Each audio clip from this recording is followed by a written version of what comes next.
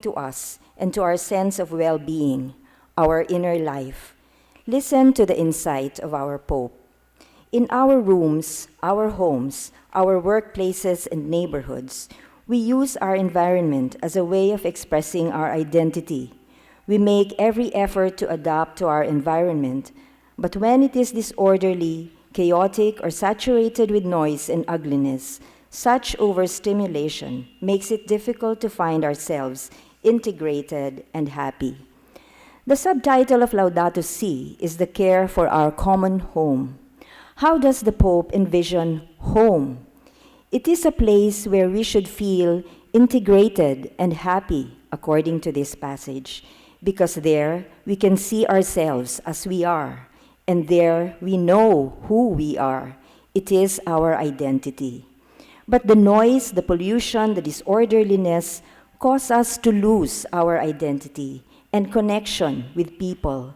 We get distracted from what is important to us. We live in exclusive subdivisions. We love exclusivity. We lose our sense of wholeness and therefore our happiness. Pope Francis judges that this condition of disconnectedness, which he refers to elsewhere in the Encyclical as a sense of uprootedness, is not how we are meant to live. So how then should we respond to this situation? How can we recover our sense of wholeness and happiness? Pope Francis sees hope in the human person to counter the negative aspects of the external environment, and I quote him, "An admirable creativity and generosity is shown by persons and groups who respond to environmental limitations by alleviating the adverse effects of their surroundings and learning to live their lives amid disorder and uncertainty. At times, a commendable human ecology is practiced by the poor, despite numerous hardships. The feeling of asphyxiation brought on by densely populated residential areas is countered if close and warm relationships develop. If communities are created, if the limitations of the environment are compensated for in the interior of each person who feels held within a network of solidarity and belonging. In this way, any place can turn from being from being hell on earth into the setting for a dignified life." I underscore what the Pope says about the poor and their practice of community, because this is what I want to focus on as a central message of Laudato Si. Here lies what I consider to be a most radical insight from Pope Francis. Earlier in the Encyclical, the Pope tells us that if we put poor people first, in the way that his namesake, Saint Francis, did, we will reorder our relationship with nature and with other people and make them right. If we put poor people first, we will make decisions that will be for the common good. Now he is saying something much more radical, I think. Not only put poor people first so that we will make the right decisions, he is now telling us, learn from the poor. Learn from them, because they are the experts in building networks of solidarity and belonging, a sense of home amid the chaos and hardships inflicted by cities. This is the antidote. Listen to this, he writes, "In the unstable neighborhoods of megacities, the daily experience of overcrowding and social anonymity can create a sense of uprootedness. Nonetheless, I wish to insist that love always proves more powerful. Many people in these conditions are able to weave bonds of belonging and togetherness, which convert overcrowding into an experience of community, the emphasis is mine, in which the walls of the ego are torn down and the barriers of selfishness overcome. This experience of a communitarian salvation often generates creative ideas for the improvement of a building or a neighborhood. The Pope is telling us, learn from the poor, because the poor know how to live in community. And how does he know this? From his own experience. As we know, before he became Pope and famous, Pope Francis was Archbishop Cardinal Bergoglio of Buenos Aires, a city also characterized by extreme poverty and inequality, much like Metro Manila. And the Pope is known to have commuted using public transportation to move around the city and often visited the poor parts of the city. So when he speaks of networks of solidarity and belonging, he is not just imagining this. He observed it himself in the poor communities he visited. He has empirical evidence to support what he is saying. Allow me to cite some excerpts from a book that give us an idea of how then Cardinal Bergoglio saw poor people as evangelizers.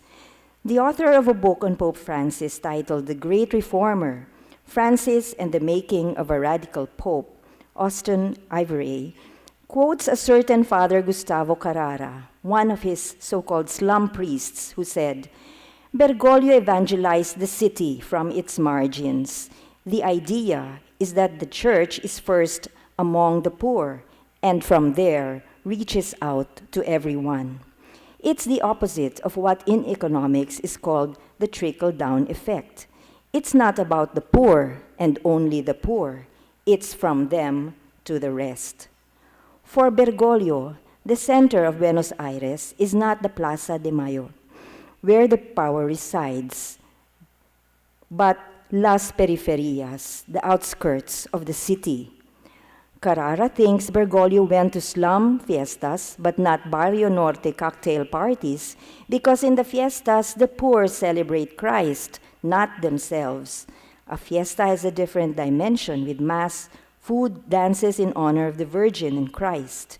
The fiestas are happening because they are feasts of Christ and the Virgin. They're linked to the religious, yet with a deep human dimension. Another priest, Father Toto, says, here in the villas, they live values that have been lost elsewhere. The people know each other, and the neighbor is very important. To have the basics to survive, you have to depend on others, and that produces a strong sense of community for good and ill. The guy you were in a knife fight yesterday, you stay up all night with because his mother is ill. It's an intense existence. Bergoglio wanted the city to learn from this solidarity. He told a Caritas retreat in 2010 that the slums could teach the people in the tall apartment buildings how to create fraternal bonds. What can fraternal bonds or bonds of solidarity do? From the passage we read earlier, the Pope believes they do not only give people a sense of home, they can actually enable people to act collectively, to transform their external environment, as they have done with their housing and their neighborhoods in the slums of Buenos Aires, and as I will show in a little while, is also being done in Metro Manila. Lack of housing is a grave problem in many parts of the world, says Pope Francis in this passage from Laudato Si. Having a home has much to do with a sense of personal dignity and the growth of families. In some places where makeshift shanty towns have sprung up, this will mean developing those neighborhoods rather than raising or displacing them. When the poor live in unsanitary slums or in dangerous tenements, in cases where it is necessary to relocate them, in order not to heap suffering upon suffering, adequate information needs to be given beforehand, with choices of decent housing offered, and the people directly involved must be part of the process. The first time I read this passage in the Encyclical, I said to myself, my goodness, the Pope has become the spokesperson of Manila's urban poor, because these are exactly the things informal settlers tell government every time. Do not displace us. Do not move us outside the city. We can build our neighborhoods here to become wholesome communities. We are part of the city. Involve us in making decisions. Allow me to illustrate that this approach, which Pope Francis prescribes, one that is based on inclusivity and involving the poor in the process of development, actually works. It is now practiced in some poor communities in Metro Manila. The urban poor call this approach people's planning. It started being adopted officially by government during the incumbency of the late former DILG Secretary, Jesse Robredo.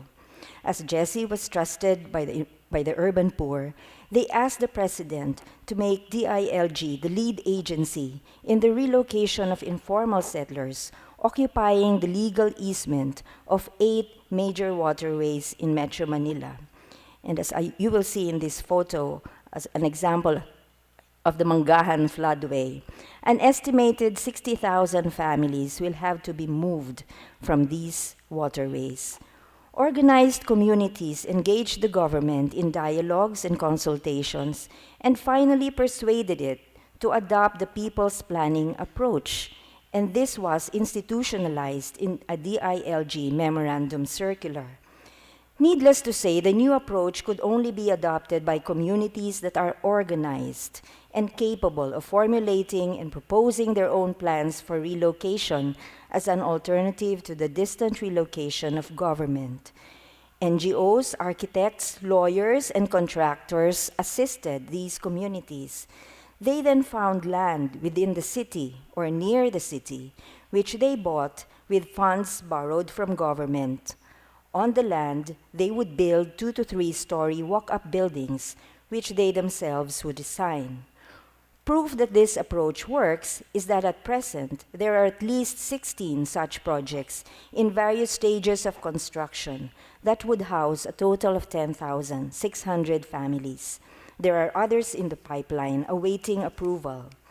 I think this is the kind of process described by Pope Francis, one that gives people choices of decent housing, that keeps them informed and involved in the process of development. This approach is possible because poor people know how to build networks of solidarity.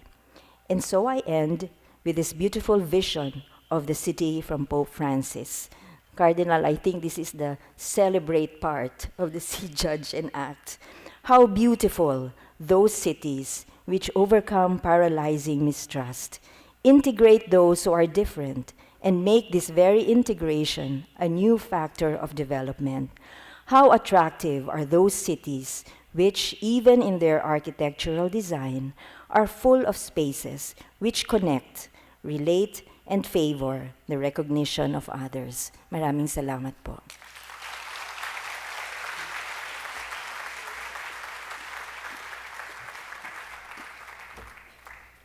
Okay, let me just give you a heads up. We are ending our forum by around 11:30. After Father Jet's talk, we will have an open forum. So I just want to give you an idea of how to prepare for your trip back to where you are under conditions like traffic. Our panelist is Father Jet. He's the last in this list of speakers. He is the president of Ateneo de Manila University and chair of the board of trustees of the Manila Observatory. He's the lead reviewer of the United Nations Convention on Climate Change and has worked with UN consultative group of experts for developing countries. Nationally, he's a member of the advisory board of the Climate Change Commission. Father Villarin is also the current chairperson of the Ramon Magsaysay Foundation, and they have the winners now. Father Jet became part of the team of climate scientists who contribute to the Intergovernmental Panel on Climate Change, you know about that, which won the 2007 Nobel Peace Prize together with Al Gore. He was awarded Outstanding Young Scientist in 2000 by the National Academy of Science and Technology. He holds a PhD in Atmospheric Sciences from the Georgia Institute of Technology, MS in Physics from Marquette University, and BS Physics from the Ateneo de Manila University. Let's now listen to Father Jet.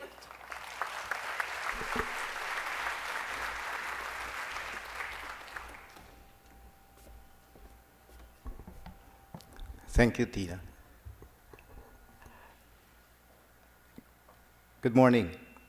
My sharing This morning will be a bit personal, and then we'll try to see where we end with Laudato Si.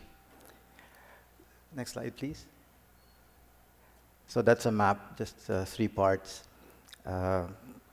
Next slide, please.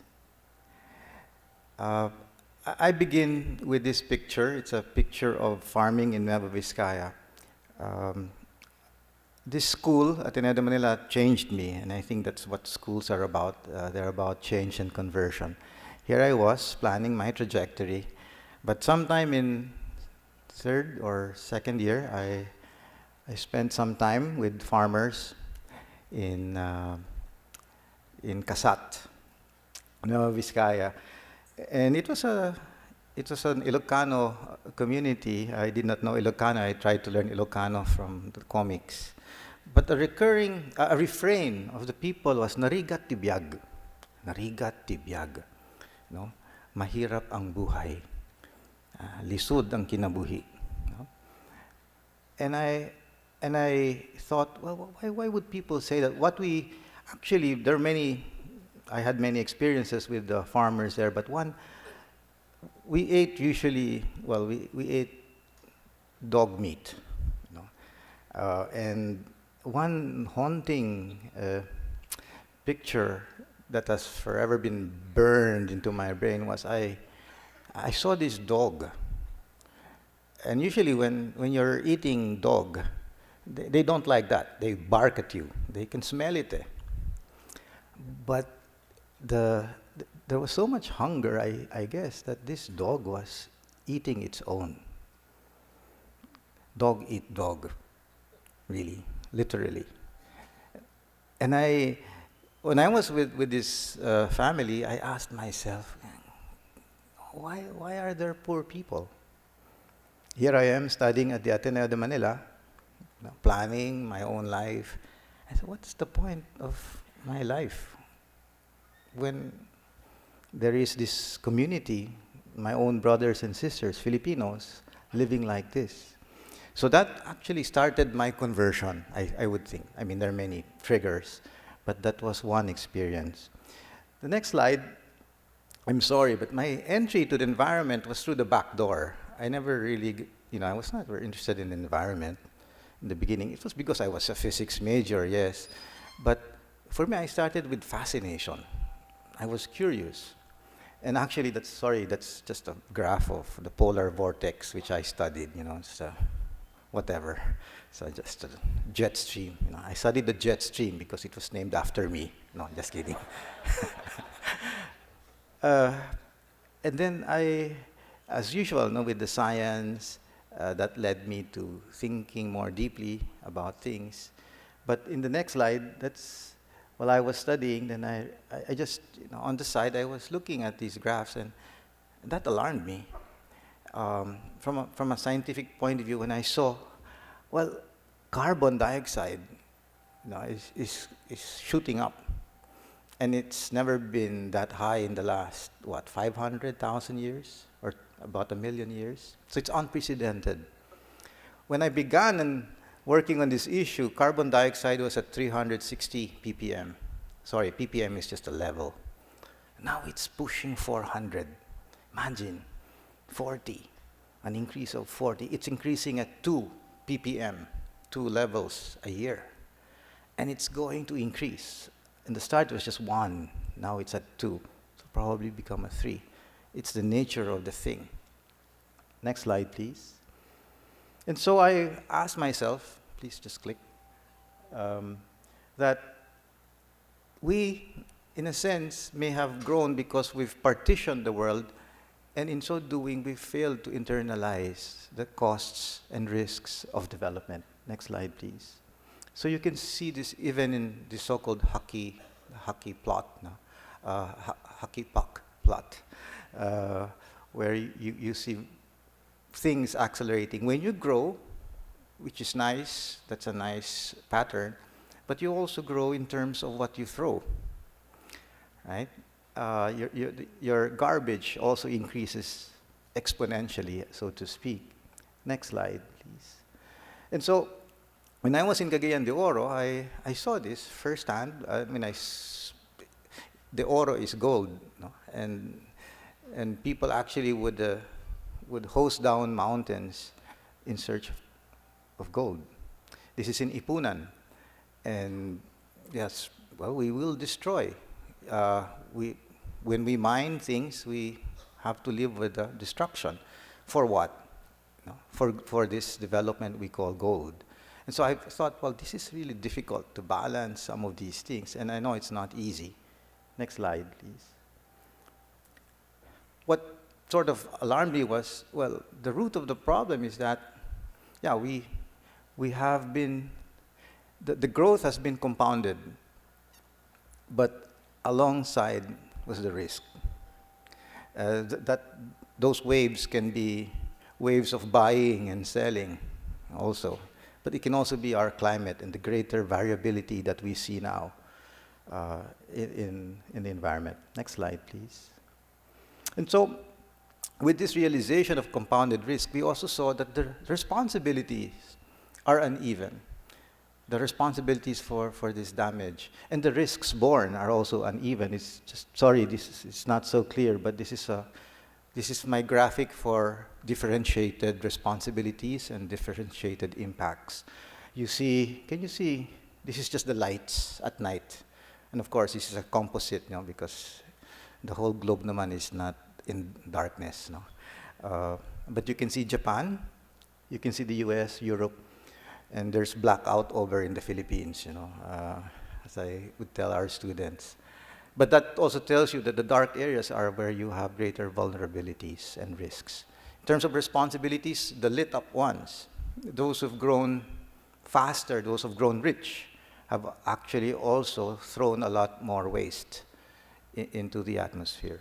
Next slide, please.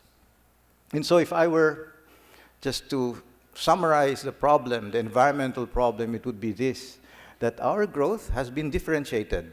There are some fast-growing countries and slow ones, and with that, the waste, the carbon. But the impact is just one temperature.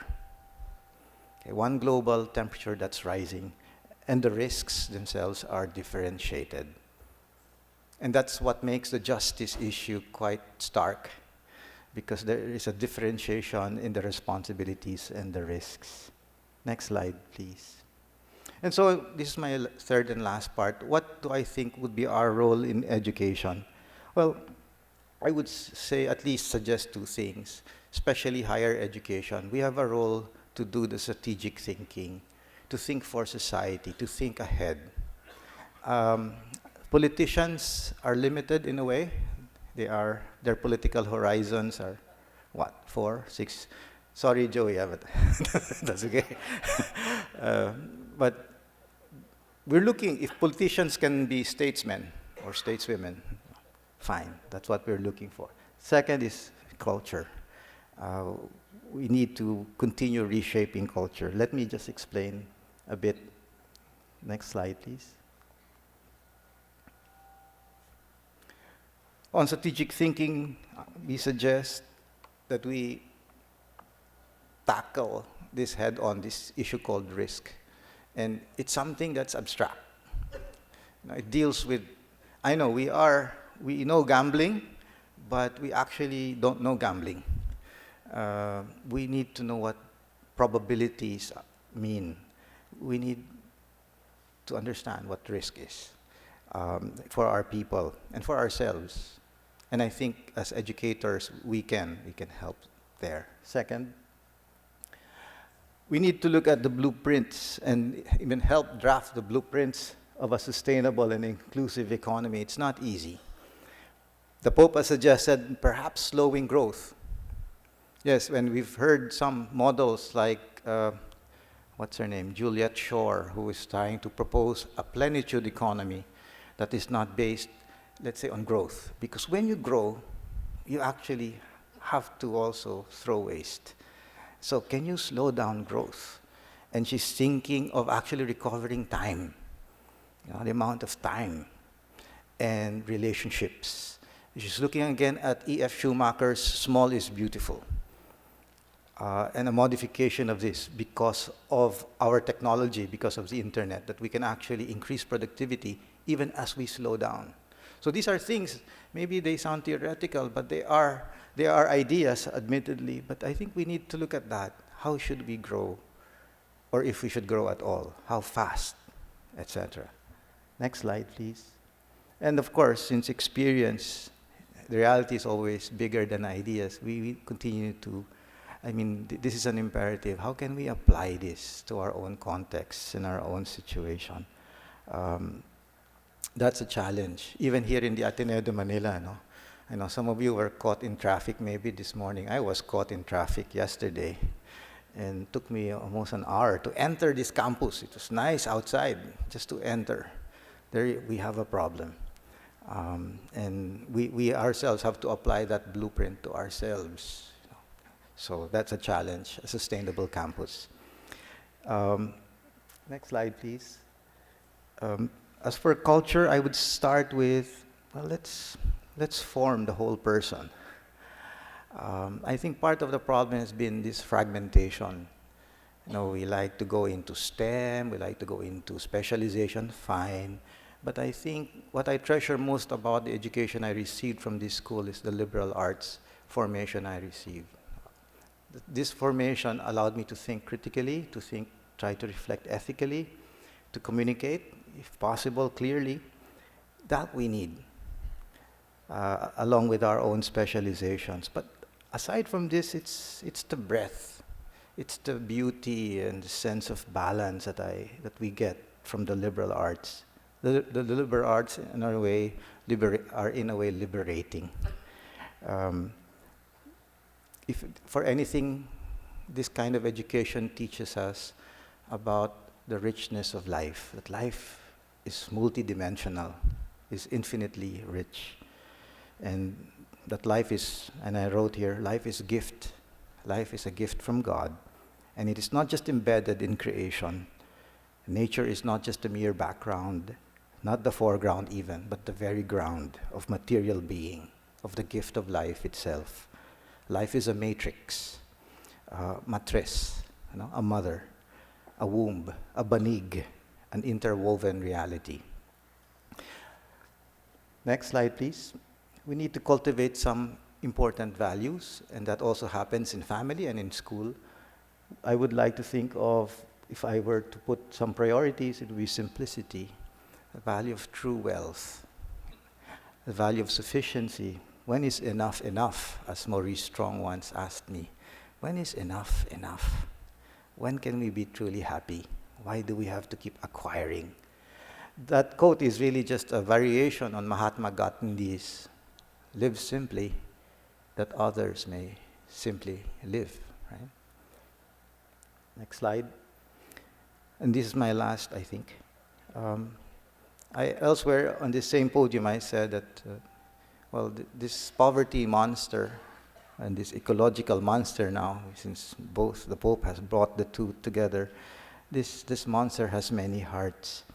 And that's a picture of, I've kept this picture because it's another one of those pictures that I want to burn into my memory. It's not a depressing picture for me. I find inspiration from that.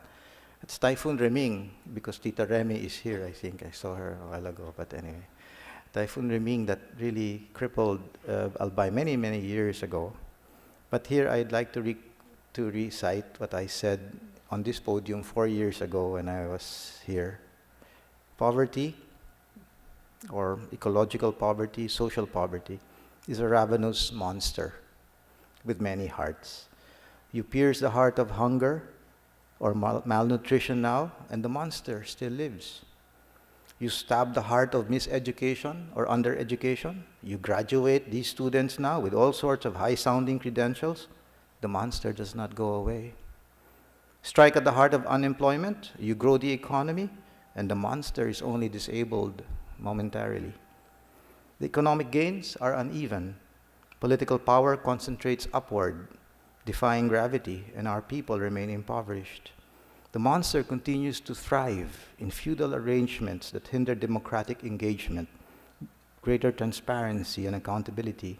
Our people are still left wanting, for a say in their future, a decent quality of life, protected by the law, in places to live worthy of their dignity.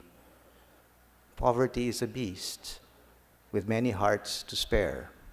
You do not destroy this monster by goring its hearts one or two at a time.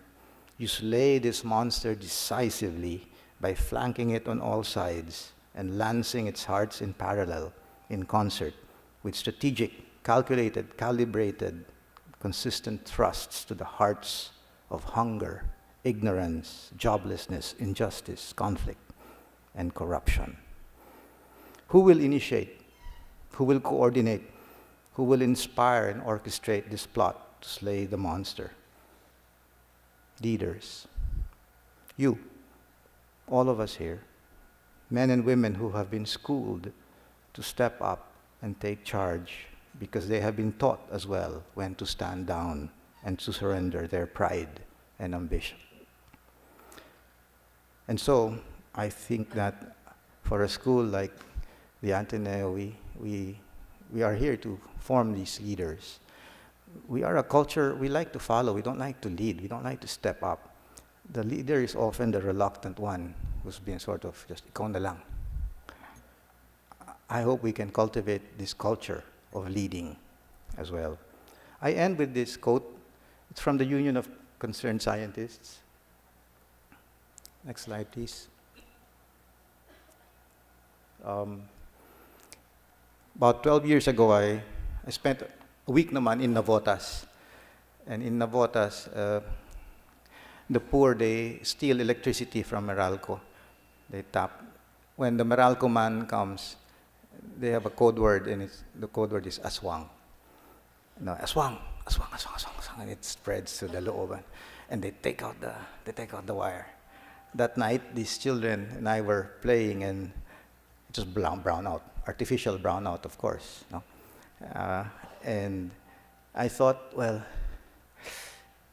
you can curse the darkness, you can curse your fate, but I think there is something in us. You know, there are these. We have this inner source. I think this inner resilience that makes us not so much dwell on cursing the darkness. We continue to celebrate, even with the candlelight, and I think this is what will get us through. This is something that we need to celebrate as well as a people. Thank you.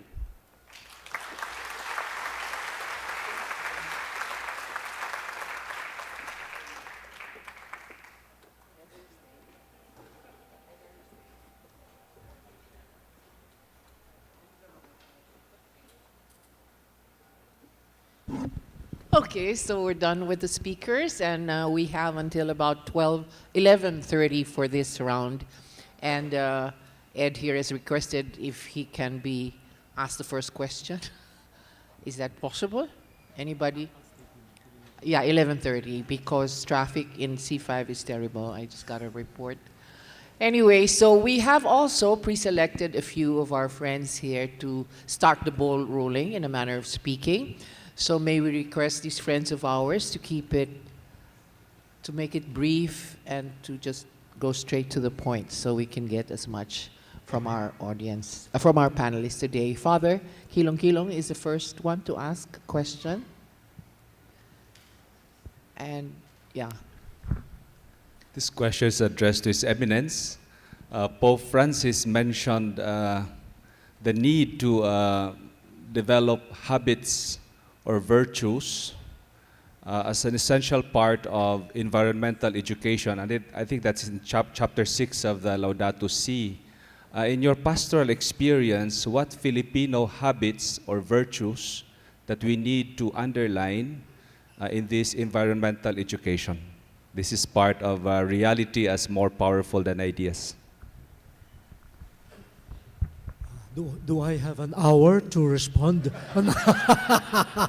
No. Hindi, no. At saka my voice is already getting a bit tired. No. That's a whole discussion, but I offhand parang I'm thinking of two. No?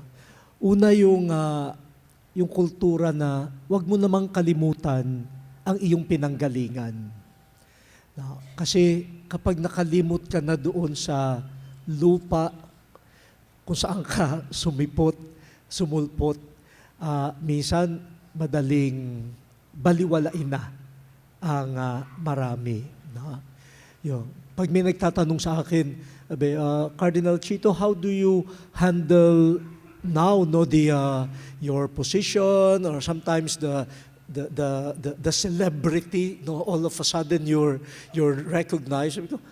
I just don't forget that I come from Barangay 2, no? General Castañeda Street, Barangay 2, Imus, Cavite. No?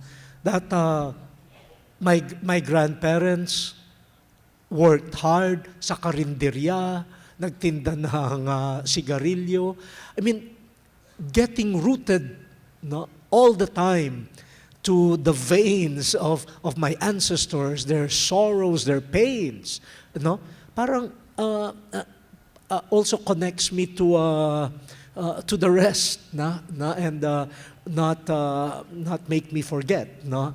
The other thing is, they say this is one fault of the Filipino culture, we're too personalist. But there is also some value to it. This watch that I'm wearing was given to me by my parents when Ed and I graduated in 1973 in high school. What brand? What brand? Malulugi sa akin ang mga gumagawa ng relo no? Kasi wala akong intensyon na palitan pa ito, no? Seiko po ito Opo. Ganyan. Now, people see this and they tease me. They said, "What are you? Are you a walking museum? Na you're now a cardinal. There are new models, no, of watches. Upgrade yours, but this is not just a watch, no? This has a face." No, alam ko, hinulugan ito ng mga nanay at tatay ko para may mabigay silang graduation gift sa anak nila. No, so it's working, and even probably if it's not working anymore, ikakabit ko pa rin no? Kasi it's part of time. No, it tells me what time really means. No, yun lang, mga ilang bagay lang. Okay, Seiko pala yan. Si Justin C. Justin, where art thou? Ayun. I'm actually sitting in for Justin. You are? Yes, I'm JP Dalupang. I'm a graduate student here at the university. Opo. If Question for this whom? question goes, I guess, to the group, because the question is coming from the point of view of academicians and maybe for us students. No? Looking at how in Chapter 4 we talked about the integration of the different disciplines, when we look at environmental problems in particular, would like to ask, in your points of view, maybe from Father Jet or Ma'am Karaos or Dr. Narisma, how should the universities and their students, researchers institutions, how should we reform them or reshape them in order to respond to this challenge of the Pope? That we need to go into looking at environmental problems from a more holistic point of view and not just looking at it from separate disciplines, especially in the academia. Who wants to take it? Father Jet? Si Gemma. Opo. I think you have to start them young. I was in discussion with this historian in one of the conferences, and we were thinking about having our students work together, exploring the problem of climate change impacts and disasters in Tacloban, but then looking at the history of Tacloban as well and connecting that with resilience. Currently, we have to admit that even with my generation and older generations, perhaps, we are too set in our own specializations. And it is a continuing challenge to really work in an interdisciplinary and multidisciplinary way. And that mindset can be formed right at that formation stage when they can already start working together and connecting with each other, perhaps by projects, even when they're in their undergraduates, but just by being exposed to that other field would help them develop that wider horizon of interdisciplinary or multidisciplinary work. Transdisciplinarity is another aspect or another answer to another question. Yes, Father Jet. It's not my, hello, not my idea, but one university has what it calls themesters. And we're going to do this with the Arete, our creative hub, but the point is to dedicate a semester for dedicate a theme, for instance, like water.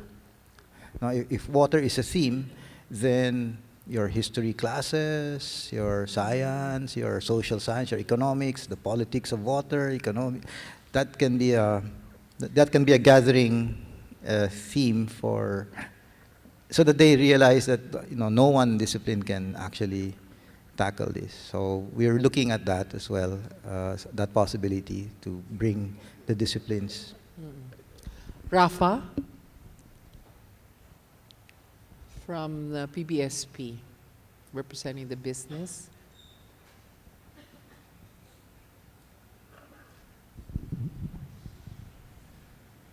I'd just like to address the question to anybody in the panel, also to my boss in PBSP, who sits in my board, Mr. Ed Chua. And also, actually, Mr. Chua is chairing also an initiative that we're doing, and precisely to the point of Father Jet, is chairing an initiative that we're going to launch soon, which is called the Water Alliance, to really figure out how private sector can participate in the whole water agenda setting of the country. But essentially, leading to that, my question is, the common theme that was sort of coming out in the sharing and also in the talk of His Eminence is really the call to conversion, conversion of selves, conversion of leaders to actually act on the problem that's happening right now. And at least from the business perspective, where in my work in PBSP, I try to figure out how do I get the business community to really go through our own conversion, on how do we go through our own decision to change the way we do business, the way we do things. And therefore the question is, can we actually start defining our common good metrics? We talk about in business a lot of metrics that measure our corporate success, our revenues, our growth. And in this whole conversation of inclusive growth, what seems to be really lacking is what are those inclusive metrics? What are those common what are the good inclusive metrics? You're asking, Ed, you want to And I guess also to the academe, because I think the metrics that come out of careful study would be really very important, because business would also want to know what would be the parameters of measuring success insofar as addressing common good. Okay. I'm sure in Shell you have developed. Okay. Why do you ask these questions, Rapa? No, it's a good question, actually. The business community, and I think this is one thing which should be done and encouraged for all companies. The big companies, normally, we have this so-called sustainability report, which has metrics looking at things like, I mentioned earlier, greenhouse gas emissions. That's one. But it also measures things like harm to the community where we operate. So we have the safety record there. So it's harm to our people, harm to our community. For example, if one of our delivery trucks meets an accident and runs over someone, that is something we take very, very seriously. Top management is immediately advised within 24 hours, and we immediately conduct a review of how it could have been prevented. Because accidents, in our view, most if not all, are preventable. So we have a number of metrics in this sustainability report, which I think we can share with people. The big companies have this. I guess the challenge would be how this can be shared with the small and medium-sized companies, because they don't have the they don't have the financing. Sometimes people think it's financing, but more importantly, I think it's the mindset of the importance of measuring your impact on the environment, on the community. So, for example, we work with the University of Asia Pacific to actually help us come up with this report. There are other institutions which do this. So maybe as a first step, that's something that should be Yeah. done. You know. Ma'am, would you have some idea of how to help out the need of providing that kind of a matrix? My own idea is to get business to really also engage in dialogue with different sectors of society and okay. listen to them. I think when we talk of inclusive development, you really need mainly to make the process inclusive. And then the outcomes, hopefully through that inclusive process, would benefit the common good. I mean, I think that's one of the formula, I think. No? So get even with students. Our educational system, I think, has to help students develop this comfort or to be comfortable with talking to people, ordinary people, and people who are different from them. And they have to be given opportunities to interact with people who are different from them. And so may I that just interrupt? When you get that kind of a feedback from the people down on the ground, are you able